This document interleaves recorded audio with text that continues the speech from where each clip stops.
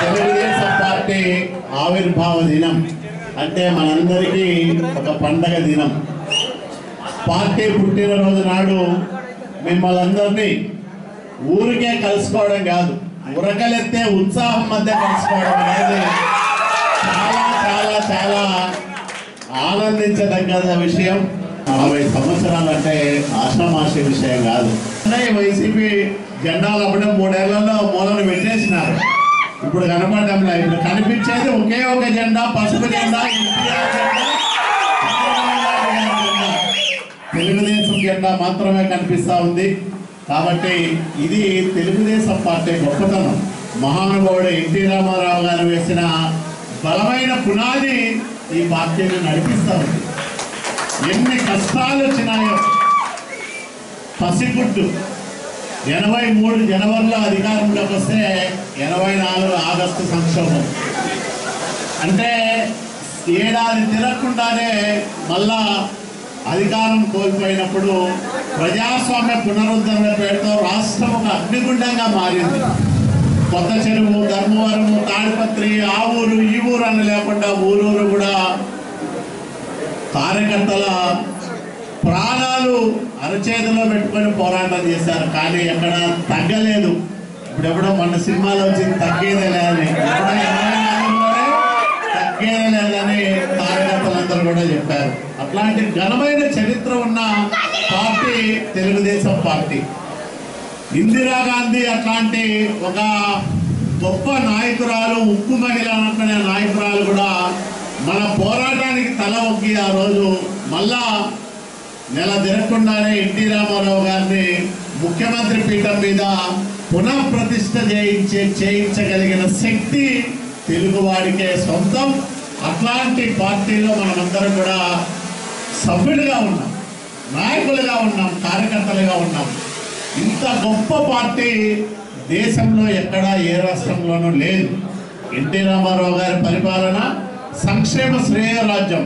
కూడు గుడ్డ గూడు అనే ముచ్చటగా 3 నినాదాలతో తెలుగుదేశం పిలుస్తోంది రా కదలిరా అంటే మొత్తం రాష్ట్రం రోడ్ల మీదకి వచ్చింది.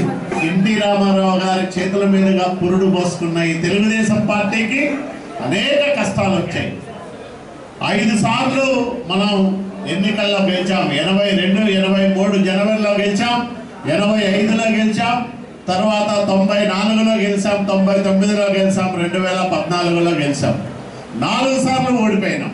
ఓడిపోయిన ప్రతిసారి ప్రధాన ప్రతిపక్ష పార్టీగా ప్రజల కోసమే పనిచేస్తూ ఉన్నాం. ఎక్కడా కూడా తలొగ్గలేదు. ఎవరికి బానిసలుగా బతికే అవకాశం మనం ఎప్పుడు కూడా కల్పించుకోలేదు. తలెత్తుకొని బతికే, గర్వంగా గౌరవంగా బతికే ఒక మంచి స్థానాన్ని సమాజంలో ఈ పార్టీ మనందరికీ ఇచ్చింది. మన నాయకుడు ఒక సమర్థవంతమైన నాయకుడు, దేశం గర్వించదగ్గ నాయకుడు. 40 సంవత్సరాల సుదీర్ఘ రాజకీయ ప్రస్థానంలో మచ్చలేని నాయకుడు నారా చంద్రబాబు నాయుడు గారి నాయకత్వంలో మనమందరం కూడా పనిచేస్తున్నామని చెప్పుకోవడానికి ప్రతి క్షణము, నేనైతే ప్రతి క్షణము గర్వపడతా ఉంటా. ఎందుకంటే అంత గొప్ప నాయకుడు. ఎక్కడో చిన్న పొరపాటు జరిగింది అంటే జగన్మోహన్ రెడ్డి మాయ మాటలు నమ్మారా, అతను ఇచ్చిన హామీలకు మోసపోయారా, కారణం ఏదైనా ఎక్కడో పొరపాటు జరిగింది. ఎందుకంటే మనం చేసిన 5 సంవత్సరాల పరిపాలన ఒక అద్భుతమైన పరిపాలన. 16,000 కోట్ల లోటు బడ్జెట్, 11 మిలియన్ యూనిట్ల కరెంటు కొరత. ఈ రాష్ట్రం ఏమైపోతుందో అని ప్రతి ఒక్కరూ తీవ్రమైన ఆవేదన, బాధ పడిన సందర్భం ఈ రాష్ట్రం వెళ్ళిపోయిన సమయం. అట్లాంటి ఒక కష్టమైన సమయాన చంద్రబాబు నాయుడు గారు ముఖ్యమంత్రిగా వచ్చి ఈ రాష్ట్రానికి ఒక మంచి భవిష్యత్తు ఉంటుంది, ఈ రాష్ట్రం అన్ని వసతులు కలిగిన ఒక అద్భుతమైన రాజధానిని నిర్మించుకుంటా ఉంది, ప్రపంచం గర్వించదగ్గ రాజధాని అమరావతి రాష్ట్రానికి నిర్మాణం కాబోతా ఉందనే ఒక భరోసా ఇచ్చాడు. అద్భుతమైన రాజధాని నిర్మాణం చేసిన గొప్ప నాయకుడు చంద్రబాబు నాయుడు గారు. కానీ అది అర్థాంతరంగా ఆగిపోయింది. దాని నిర్మాణం కొనసాగి ఉంటే ఈ పాటికి సంవత్సరానికి 10 నుంచి 12 వేల కోట్ల రూపాయల ఆదాయం రాష్ట్ర ప్రభుత్వానికి వచ్చేది. జగన్మోహన్ రెడ్డి ముఖ్యమంత్రి అయ్యాడు, యువకుడు కదా బాగా చేస్తాడని మేధావులు, చదువుకున్న వాళ్ళు, అన్ని వర్గాల ప్రజలు ఆశగా ఎదురు చూశారు. కానీ జరిగింది ఏమిటి? వచ్చిన నెల రోజుల్లోనే ప్రజావేదికను కూల్చేశాడు. అంటే నా అజెండా ఇది, నేను ఎక్కడ ఏమీ కట్టను, అన్ని ధ్వంసం చేసుకుంటా పోతా అని ఒక ప్రమాదకరమైన హెచ్చరికను ప్రజావేదిక కూల్చివేత ద్వారా ఈ రాష్ట్రానికి జగన్మోహన్ రెడ్డి ఇచ్చాడు. అక్కడ ప్రారంభమైన విధ్వంసం 3 సంవత్సరాలుగా అనేక రూపాల్లో మనం అనేక సందర్భాల్లో చూస్తా ఉన్నాం. ఇదే కొనసాగితే ఈ రాష్ట్రం 30 సంవత్సరాల వెనక్కి పోతుంది.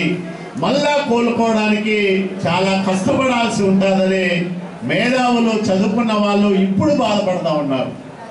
ఉద్యోగులు ఆందోళన చేస్తా ఉన్నారు. మేము పొరపాటు చేశాం, నమ్మి మోసపోయాం, పచ్చి దగాకోరు నాయకుడిని జగన్మోహన్ రెడ్డిని ముఖ్యమంత్రి చేసుకున్నామని ఉద్యోగులందరూ కూడా బాధపడుతున్నారు. వాళ్ళ స్టేట్మెంట్లు చూస్తూ ఉంటే నిజంగా ఎంత తప్పు చేశారు వీళ్ళందరూ అని అందరూ అనుకునే సందర్భం. ఇట్లాంటి సమయంలో మన ముందున్న సవాళ్ళు చాలా ఉన్నాయి.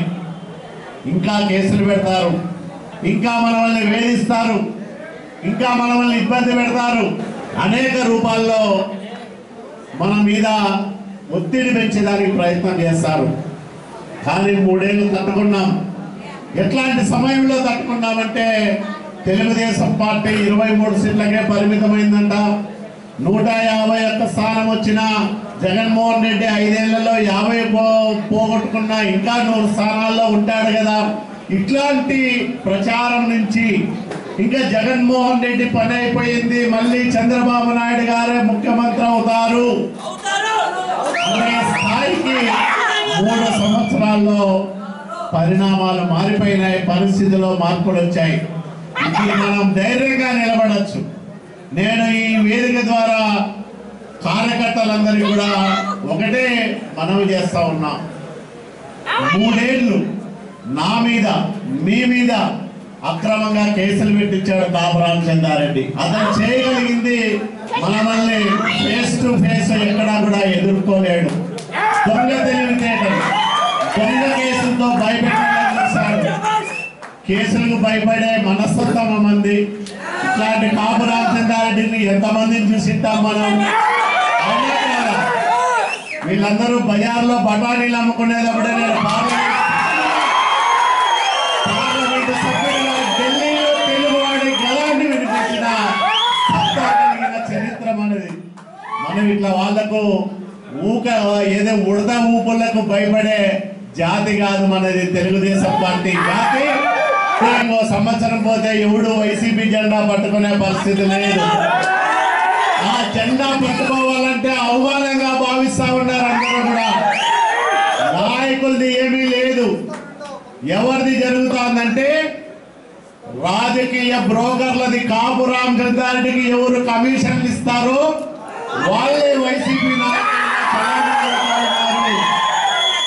ఇసుక అమ్ముకునే వాళ్ళు, సారాయి బ్రాంతి అమ్ముకునే వాళ్ళే నాయకులుగా చలామణి అవుతున్నారు తప్ప 12 సంవత్సరాలు వైసీపీ జెండా మోసిన నాయకులు ఎవరు కూడా రావడం లేదు. వాళ్ళకు అవమానమైంది.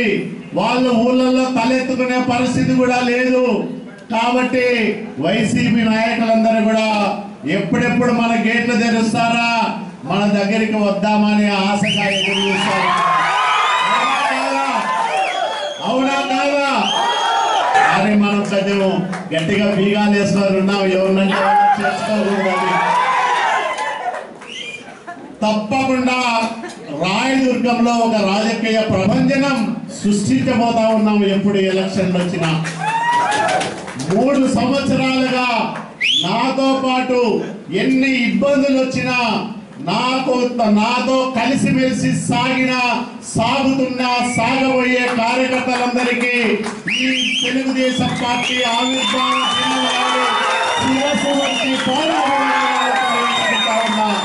ఖచ్చితంగా ఖచ్చితంగా మీ అందరి సహకారంతో మీ అందరి భాగస్వామ్యంతో రాయదుర్గంలో ఎప్పుడు ఎన్నికలు పెట్టినా చారిత్రాత్మకమైన విజయాన్ని సాధించుకుంటాం ఖచ్చితంగా. ఇది రేపటి నిజమని కూడా మీ అందరికీ నేను మనవి చేస్తా ఉన్నా. అనేక మంది కేసుల్లో ఇరుక్కున్న వాళ్ళు, జైళ్లకు పోయిన వాళ్ళు, పోలీసుల బెదిరింపులకు గురైన వాళ్ళు, అక్కడుండే చోటా మోటా వైసీపీ నాయకుల అదిరింపులకు బెదిరింపులకు ఇబ్బంది పడ్డ వాళ్ళు అనేక మంది ఉన్నారు. 3 సంవత్సరాల కాలం పోయింది. ఇంకా ఇప్పుడు నిన్ను చూస్తే నీ ఊర్లో వైసీపీ నాయకుడు జడుసుకోవాలి తప్ప నువ్వు భయపడే కాలం పోయింది. ఆ 3 ఏళ్ళు గడ్డు కాలం, కష్టకాలం దాటుకున్నాం. ఇంకా రాబోయే కాలం అంతా కూడా మనదే. రాబోయే కాలం అంతా కూడా మనదే. ఖచ్చితంగా మన నాయకుడు నారా చంద్రబాబు నాయుడు గారు మళ్ళా ముఖ్యమంత్రి అవుతారు. కాపు రామచంద్రుడిని నమ్ముకొని ఎవరైతే నా కార్యకర్తలను ఇబ్బంది పెట్టారో ఈ వేదిక ద్వారా ఒకటే చెప్పదలుచుకున్న వాళ్ళందరికీ, ఎప్పుడైతే మా ఎన్నికల ఫలితాలు వస్తాదో ఆ క్షణమే మీరు ఊర్లు ఇడిచి పెడితే బాగుంటారు తప్ప క్షమాపణలు ఉండవు. మీకు ప్రభుత్వాన్ని అధికారులను అడ్డపెట్టుకొని మా వాళ్ళను సాధించారు, మా వాళ్ళను వేధించారు. దానికి 10ంతల వేధింపులు సాధింపులు మీరు ఎదుర్కోక తప్పదని కూడా ఈ సందర్భంగా హెచ్చరిస్తా ఉన్నా. దీన్ని వదిలిపెట్టే సమస్య లేదు. మంత్రిగా ఉన్నా నేనే అనుకుంటే ఎవడన్నా వైసీపీ నాయకుడు ఊళ్ళల్లో ఉండేవాడా? అప్పుడు అది కాదు రాజకీయం అనుకున్నాం. కానీ అదే రాజకీయం అని మీరు ఈరోజు మీరు మా వాళ్ళని ఇబ్బంది పెట్టారు. ఆ ఇబ్బందులు మళ్ళా మీకు తప్పవని కూడా ఈ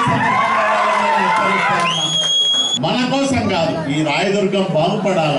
ఈ రాయదుర్గం నియోజకవర్గంలో 1,00,000 ఎకరాలకు సాగునీటి సౌకర్యం కలగాలి. భైరవాడి తిప్ప ప్రాజెక్టు కృష్ణా జలాలతో కనకల్లాడాలి. గుంతకల్లు రిజర్వాయర్ నిర్మాణం కావాలి. కనేకల్లు, బొమ్మనాలు, డీరాల మండలాల్లో 2 పంటలు పడాల. అట్లాగే 36వ ప్యాకేజీ కానీ తర్వాత మనం ఆవులదట్ల బ్రాంచ్ కెనాల్ ద్వారా కానీ నీళ్లు తీసుకొచ్చి 1,00,000 ఎకరాలకు సాగునీళ్లు, తుంగభద్ర నీళ్లు, కృష్ణా జలాలు తీసుకొచ్చి ఈ రాయదుర్గాన్ని సస్యశ్యామలం చేయడమే మన కర్తవ్యం. ఖచ్చితంగా దాన్ని సాధించేంత వరకు కూడా మరి నిద్రపోయే సమస్య లేదు. దాంతో పాటు ఇక్కడున్న గార్మెంట్ పరిశ్రమను ఆదుకోవడానికి కానీ అట్లాగే బడుగు బలహీన వర్గాల సమస్యలు తీర్చడానికి కానీ మనం ముందుండి ఇంకా కసిగా ఇంకా పట్టుదలగా పనిచేద్దాం. వచ్చే ప్రభుత్వంలో ఈ రాయదుర్గం నియోజకవర్గానికి మళ్ళీ స్వర్ణయుగం తీసుకొద్దామని మీ అందరికీ నేను మనవి చేసుకుంటూ, ఇంత బ్రహ్మాండమైన ఊరేగింపు ర్యాలీ మరి ఎక్కడా కూడా జరిగి ఉండదు. వచ్చే ఎన్నికల్లో అఖండమైన మెజార్టీతో మనం అందరం గెలుచుకొని తెలుగుదేశం పార్టీ జెండాను ఎగరవేయాలని మిమ్మల్ని పేరు